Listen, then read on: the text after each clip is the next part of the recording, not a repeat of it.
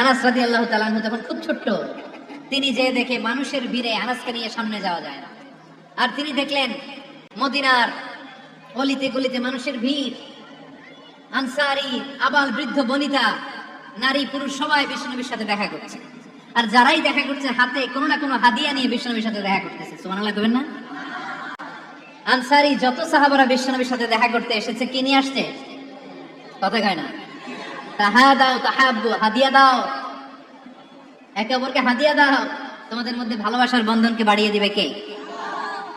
আনাসের মা বললেন, আমি মানুষ ধাক্কাতে ধাক্কাতে বিশ্বনবীর সামনে পর্যন্ত গেলাম, যে দেখি সবাই বিশ্বনবীর হাদিয়া দেয়। আমি বিশ্বনবীর সামনে যে কাঁদো কাঁদো স্বরে বললাম, ইয়া রাসূলুল্লাহ ইয়া হাবিবাল্লাহ, লাম ইউবকি রাজুলুন ওয়ালা ইমরাআতুন মিনাল আনসার ইল্লা ক্বাদ আতহাফাকা বিতুহফা। ও নবী, আমি দেখতে পেয়েছি আনসারী এমন কোন নারী নাই, এমন কোন পুরুষ নাই যে আপনাকে আপনার হাতে কোনো না কোনো হাদিয়া দেয় নাই। ওয়া ইন্নী লা আকদিরু আলা যালিকা মা উতহিফুকা বি। কিন্তু ইয়া রাসূলুল্লাহ ইয়া হাবিবাল্লাহ, আমার কাছে তো কোনো টাকা নাই, আমার কাছে কোনো পয়সা নাই, আমার ঘরে এমন কোন জিনিস নাই যে জিনিসটা আমি আপনারে হাদিয়া দেব, ইল্লা ইবনি হাদা, আমার এই নাড়ছেড়া ধন কলিজার টুকরা সন্তান আনাস ছাড়া। ও আখিরি জামানার পয়গম্বর, আমি আমার কলিজার টুকরা আনাসকে আপনারে হাদিয়া দিয়ে দিলাম। ইয়া রাসূলুল্লাহ, মদিনার আনসারী এমন কোন নারী পুরুষ কেউ তো বাকি নাই যে আপনাকে হাদিয়া দেয় নাই, সবাই তো হাদিয়া দেয়, কিন্তু আমি তো হাদিয়া দেওয়ার মতো আমার কাছে কিছু নাই। আপনারা কি হাদিস থেকে নেয় এই গল্পটা বুঝতে পেরেছেন? কথাটা শুনতেছিলেন? আনাস রাদিয়াল্লাহু তাআলা আনহুর মা বললেন, ইয়া রাসূলুল্লাহ, আনসারী এমন কোন নারী নাই, এমন কোন পুরুষ নাই যে আপনারা হাদিয়া দেয় নাই, কিন্তু আমার তো হাদিয়া দেওয়ার মতো কিছু নাই আমার এই কলিজার টুকরা আনাস ছাড়া। কি আর আমি করব? আমার কলিজার টুকরা আনাসকে আমি আপনার দরবারে হাদিয়া দিয়ে দিলাম। ইয়া রাসূলুল্লাহ, আমার ছেলেটারই আপনারা হাদিয়া দিলাম। খুদ হাদা ইয়াখদুমু কামা বাদালাক, আপনার যেই কাজ লাগবে, যেই খেদমতের প্রয়োজন আপনার এই খেদমত করবে। ও নবী, আমি জানি আনাস আপনার বেশি খেদমত করতে পারবে না, আনাস আপনার মেসওয়াক এনে দিবে, অজুর পানি এনে দিবে, জুব্বা লাগলে জুব্বাটা এনে দিবে, ছোটখাটো কাজ করে আপনারে সাহায্য করবে। আমার কলিজার টুকরা সন্তানকে চিরকালের জন্য আমি আপনারে হাদিয়া দিয়ে দিলাম। আনাস রাদিয়াল্লাহু তাআলা আনহু বর্ণনা করছেন, আমি দাঁড়িয়ে দাঁড়িয়ে শুনছি আমার আম্মা বলছে আমি নাকি বিশ্বনবীর জন্য হাদিয়া। সুবহানাল্লাহ পড়েন। এবার খেদমত শুরু করলো সাইয়েদনা আনাস। ছোট্ট মানুষ কি আর করবে, কতটুকু খেদমত আর করতে পারবে? বিশ্বনবীর মেসওয়াকটা এনে দেয়। সুবহানাল্লাহ পড়েন। বিশ্বনবীর আতরের শিশিটা এনে দেয়, বিশ্বনবীর জাইতুনের তেলের বোতলটা আগিয়ে দেয়, বিশ্বনবীর জামাটা প্রয়োজনে বিশ্বনবীর হাতে এনে দেয়। সাইয়েদনা আনাস বলে, আমি 1 বছর নয়, 2 বছর নয়, 5 বছর নয়, 7 বছর নয়, 10 বছর বিশ্বনবীর খেদমত করেছি। ফামা দরাবানি, 10 বছরে একদিনও তিনি আমারে মারে নাই। সুবহানাল্লাহ। একদিন আমার গায়ে হাত তোলে নাই, হাত তোলা তো দূরের কথা, ওয়ালা সাব্বানি, কোনদিন গালি দেয় নাই, ওয়ালা আবাসা আলা ওয়াজহি, কখনো বিরক্তি স্বরে ভ্রু কুঁচকে আমার দিকে বিশ্বনবী কোনদিন তাকায় নাই। সুবহানাল্লাহ পড়েন। কোনদিন আমার গায়ে হাত তোলে নাই। আরে হাত তোলা তো দূরের কথা, আমাকে ধমকি পর্যন্ত দেয় নাই। ধমকি দেয়া তো দূরের কথা, আমরা অনেক সময় বিরক্ত হয়ে ভ্রু কুঁচকাই না, এরকম বিরক্তি হলে আমরা কারোর প্রতি বিরক্ত হলে কি হয়? কপাল ভ্রু কুঁচকে ওঠে, ঠিক কিনা? সাইয়েদনা আনাস বললেন, কোনদিন মারে নাই। খাদেম বলতেছে, খাদেম, বড় সাহেবের রিপোর্ট কার থেকে নিতে হয়?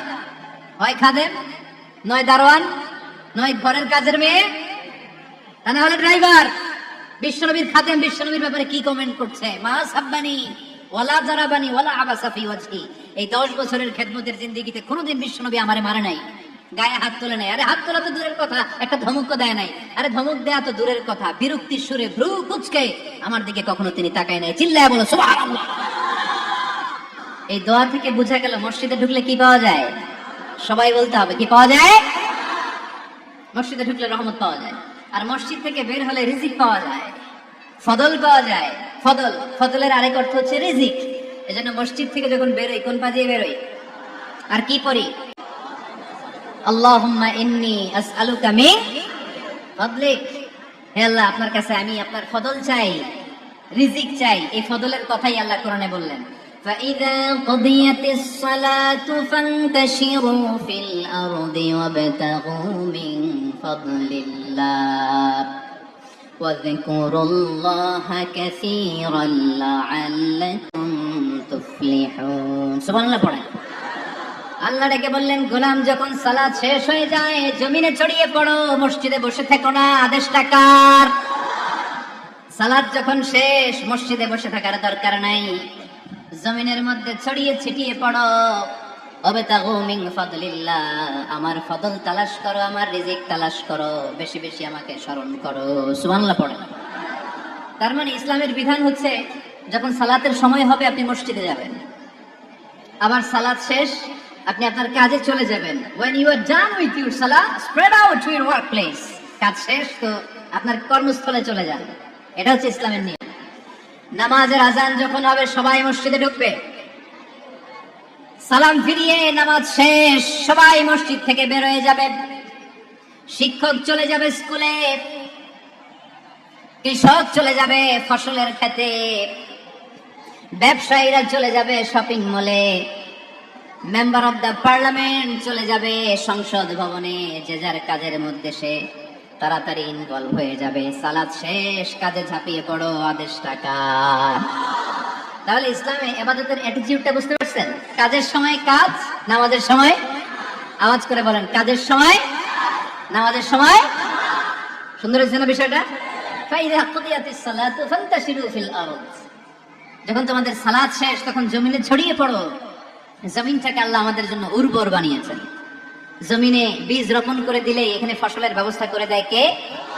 ওয়াল্লাযী জাআলা লাকুমুল আরদা যালুলান ফামশু ফি মানাকিবিহা ওয়া কুলু মির রিজকি ওয়া ইলাইহিন নুশুর। তিনি তো এমন সত্য যিনি তোমাদের জন্য জমিনটারে ফ্ল্যাট বানিয়ে দিয়েছেন, সমতল বানিয়ে দিয়েছেন। এই জমিনের অলিতে গলিতে, বনে বাদারে, রাস্তায়, সাগরে, পাতালে, পাহাড়ে, বিভিন্ন জায়গায় তোমরা ঘুরে বেড়াও, সেখানে যে আমি আল্লাহর রিজিক তালাশ করো। সুবহানাল্লাহ। এই জমিনটাকে আল্লাহ সাহালাতুল মাসালিক, চলার জন্য সহজ বানিয়ে দিয়েছেন, ফ্ল্যাট, উঁচু নিচু নাই। এই যে লক্ষ্মীপুরের আজকে এই যে প্যান্ডেলের এখানে উঁচু নিচু আছে, আজকে এইখানে যদি উঁচু হতো ওইখানে নিচু হতো, আমরা ঠিক মতো দেখতে পারতেন? বিমান থেকে এটা খুব সুন্দর দেখা যায়, জমিনটা খুব ফ্ল্যাট দেখা যায়, সমতল। এই সমতল হওয়ার কারণে এখানে চাষাবাদের সুযোগ সুবিধা করে দিয়েছে কে? তাহলে বোঝা গেল এই জমিনটা সমতল এবং উর্বর, ভেরি ফার্টাইল ল্যান্ড। আমাদের সালাত শেষ আমরা কাজে চলে যাব, আবার আজান হলে মসজিদে ঢুকে যাবে। এটাই হচ্ছে ইসলামের নিয়ম। সাইয়েদনা ওমর ফারুক যখন মসজিদে নববীর ইমাম, তিনি ইয়ামান দেশের কিছু লোকদের সাথে সাক্ষাৎ করলেন। কোন দেশের? ইয়েমান, যুদ্ধ বিধ্বস্ত একটা দেশ এখন। প্রাচীন নগরী হাদরামাউত বা আলাবাক, এই ইয়ামান দেশের কিছু লোকের সাথে তিনি সাক্ষাৎ করলেন। তারা গোল হয়ে বসে থাকে, নামাজের পরে যায় না, বসে বসে সুবহানাল্লাহ পড়ে, আলহামদুলিল্লাহ পড়ে জিকির করে। ওমর ফারুক ভাবলেন দেখি পরের ওয়াক্তে কি হয়। উনি আসরের নামাজে ইমামতি করতে আসলেন, এসে দেখলেন ইয়ামানের লোকেরা মসজিদের বারান্দায় আশেপাশে বসে আছে, সবাই যায়, এরা যায় না। মাগরিবের সালাতে উনি ইমামতি করতে আসলেন, ওমর ফারুক নামাজ শেষ করে দেখলেন সবাই চলে যায়, কিন্তু ইয়ামানের লোকগুলো যায় না। এশার সালাত পর্যন্ত তিনি ওয়েট করলেন। এশার নামাজ পড়ে চলে যাওয়ার সময় ওমর ফারুক দেখলেন সবাই নামাজ পড়ে কাজে চলে যায়, কিন্তু ইয়ামান দেশের লোকগুলো যায় না। ওমর ফারুক বললেন, মা বালুকুম মা খাতবুকুম, ঘটনা কি? কি হয়েছে তোমাদের? সবাই নামাজ পড়ে চলে যায়, কাজে যায়, তোমরা যাও না কেন? এখানে কি করো? ইয়ামানিরা বলতে শুরু করলো, নাহনু আল মুতাওয়াক্কিলুনা আলাল্লাহ, আমরা এখানে আল্লাহর উপর তাওয়াক্কুল করে বসে আছি। ওমর ফারুক অবাক হলেন, আনতুম আল মুতাওয়াক্কিলুনা ফিল্লাহ, তোমরা আল্লাহর উপর তাওয়াক্কুল করে বসে আছো? এই যে সারাটা দিন ঘাপটি মেরে এখানে বসে থাকলে তোমাদের খাবার আসে কোত্থেকে? উপার্জন হয় কি করে? ইনকাম আসে কোত্থেকে? রুজি রুটি হয় কোত্থেকে? ইয়ামানি লোকগুলো বললো, আমরা এখানে বসে বসে জিকির করি, তেলাওয়াত করি, বুজুর্গের মতো বসে থাকি। আমাদের বুজুর্গিয়া জিকির দেখে আশেপাশের লোকেরা এসে আমাদেরকে খাবার দিয়ে যায়।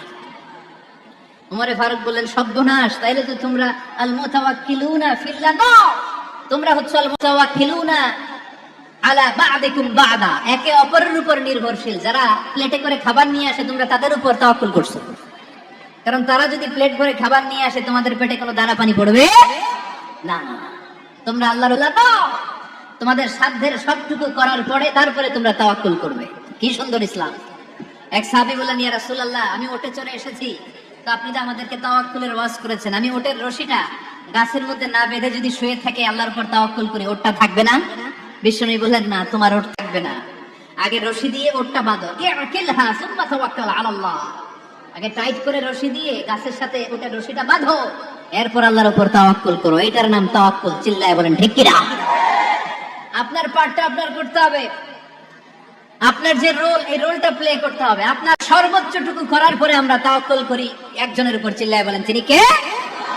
ওমরে ফারুক বললেন, তোমরা মুতাওয়াক্কিলুনা আলাল্লাহ নাও, তোমরা বের হয়ে যাও, খবরদার এরপরে কোনোদিন তোমাদেরকে যেন এই মসজিদের মধ্যে ঘাপটি মেরে গোল হয়ে বসে থাকতে না দেখা যায়। কারণ ফাইদা কুদিয়াতিস সালাতু ফান্তাশিরু ফিল আরদ আবতাগু মিন ফাদলিল্লাহ। ইসলামের বিধান হচ্ছে যখন নামাজ শেষ মসজিদে বসে থাকা যাবে। চিল্লায় বলেন বসে থাকা যাবে? যাবে না। সর্বোচ্চটুকু করে তারপরে আপনাকে বের হয়ে যেতে হবে। প্রতিদিন সকালবেলা পাখির বাসা থেকে দেখবেন পাখিগুলো খালি পেটে বের হয়ে যায়। আপনাদের এই এলাকায় পাখির বাসা আছে? কি পাখির বাসা আছে? হ্যাঁ, সব পাখি আছে। তো সকালবেলা দেখবেন পাখির বাসা থেকে পাখিগুলো খালি পেটে বের হয়ে যায়। বিকেল বেলায় পাখিগুলোর ওদর পূর্তি করে, পেট ভর্তি করে আবার পাখির নিড়ে ফিরিয়ে দেয় কে? কারণ পাখিগুলো তাওয়াক্কুল করেছে কার উপর? পাখিগুলো তাওয়াক্কুল করে যদি পাখির নিড়েই বসে থাকতো, ওদের পেটে খাবার আসতো? কথা বলেন। বিশ্বনবী এটাই বললেন, তাকদু খিমাসান ওয়া তারুহু বিতানা। তোমরা যদি পাখির মতো তাওয়াক্কুল করো, মানে আল্লাহর উপর তাওয়াক্কুল করে জমিনে বের হয়ে যাও, তোমাদেরও রিজিকের দায়িত্ব নিয়ে নিবে কে? সকালবেলা প্রতিটা পাখি না খেয়ে বের হয়ে যায়। একটা পাখির পেটের ভেতরে কোনো দানা পানি নাই, কিন্তু আল্লাহর উপর তাওয়াক্কুল করে পাখিগুলো যখন বের হয়ে যায়, বিকেল বেলা পেট ভর্তি করে, ওদর ভর্তি করে আবার পাখির নিরে পাখিগুলোরে ফিরিয়ে দেয় কে?